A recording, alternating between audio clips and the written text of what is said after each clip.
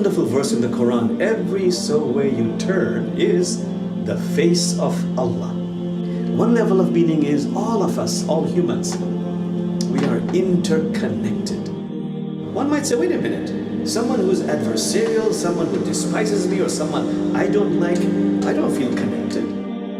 The truth is, if I don't like someone, if someone is like an enemy, I am angry at their behavior, which is unacceptable. But their souls are sacred. It is Christ nature, Buddha nature, Allah nature, Elohim nature, Krishna nature. It is holy. In that sense, we are connected. And just making this discernment in our minds and hearts that I am angry at their behavior, not their being or essence, as I deal with that person, has the power to shift heaven and earth, because at a deep level, our souls get connected. Second point about every so way you turn is the face of Allah.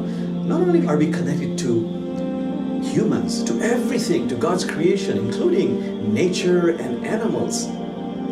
In the Quran, there are over 700 verses extolling nature. Again and again, the Quran says there's signs of God in nature. The great teachers in Islam say, nature is a very, very sacred manuscript.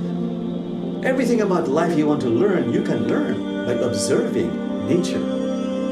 And the Quran says animals are communities just like your own. We are interconnected. I love best this Zen story, Buddhist story of a monk about to give a sermon in the open and hundreds of disciples in the forest. And he's about to step up on the podium to speak. And suddenly, a bird in the tree begins to chirp. And everybody falls silent and listens to the singing, the chirping of the bird. And when the bird stops chirping, the monk steps down saying, the sermon has been delivered. A third point, a very important one, which in Sufism teachers ask all the time. If the face of Allah is everywhere, is the devil also the face of Allah? And the Islamic mystics say, yes. There are many reasons. One is we need this energy because it is a world of opposites. Without a devil to test them in this world of opposites, how could there be forged these attributes, these divine qualities of sincerity, restraint, courage?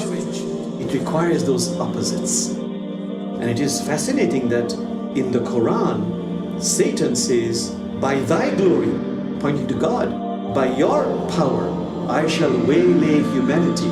In other words, the work of Satan is sanctioned by God, and yet at the same time, mysteriously, God does not approve of it. What does this mean? Another great mystery. Well, enter Rumi, who says, let me see if we can ponder on these insights. It might give us some gateway to having a deeper understanding of this issue. So Rumi says, ponder on this. A doctor, for his or her livelihood, requires people to fall sick. But does the doctor approve of them suffering? No. Similarly, a baker requires people to feel hungry for his or her livelihood. But does the baker approve of people starving? No. Ponder on these mysteries. Maybe it'll give me and you an inkling of this sacred verse. Every so way you turn is the face of Allah.